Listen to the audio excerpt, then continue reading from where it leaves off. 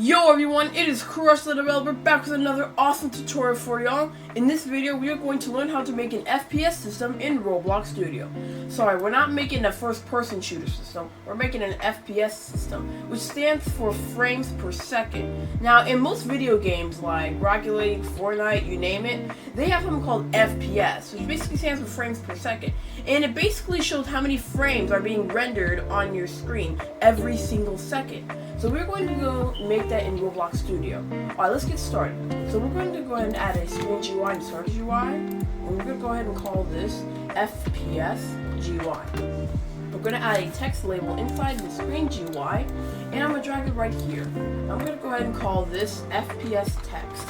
There. Now we're going to go to properties, make the background transparency to 1. I'll go ahead and type FPS and then comma space NAN, just a placeholder, so you can put anything you want or just nothing at all.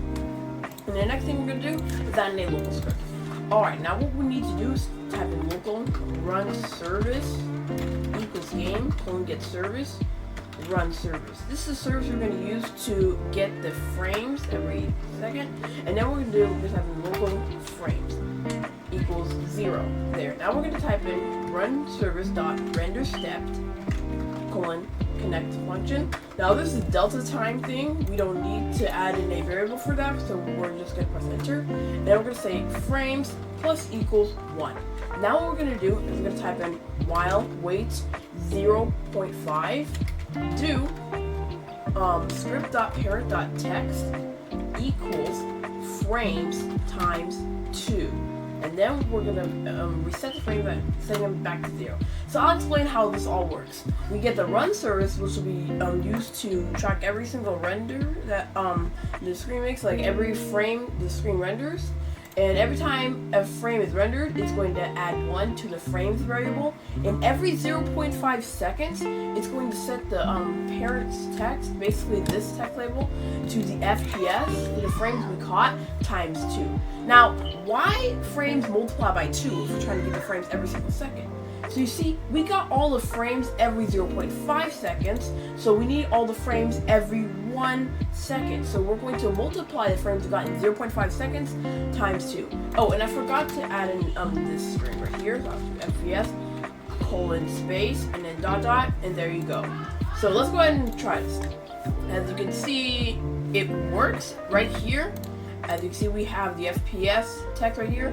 Since I'm on 242 FPS. And you want to know how this is correct?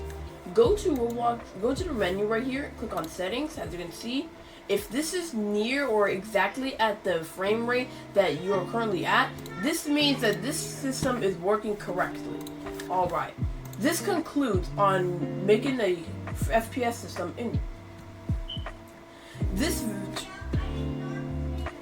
This concludes the tutorial on making an FPS system in ROBLOX Studio. Now before you guys go, I just want to make sure, if you want to get the FPS in less than 0.5 seconds or anything like that, here's what you can do.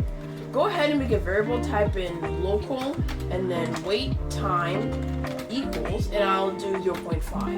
And then while wait time do, then what we're going to do, no pun intended, we're going to go ahead, instead of frames times 2, we're going to go ahead and do frames multiplied by 1 divided by wait time. No, 1 multiplied by wait time.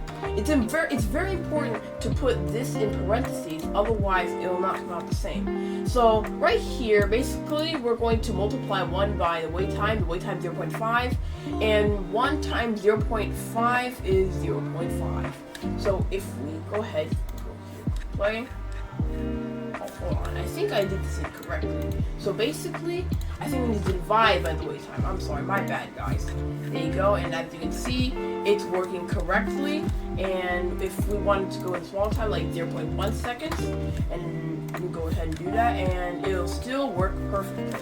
Alright, so thank you guys so much for watching this tutorial, and I hope this tutorial helped you. And if this did, make sure to subscribe to Crush the Developer for more awesome tutorials. Have a great day, y'all.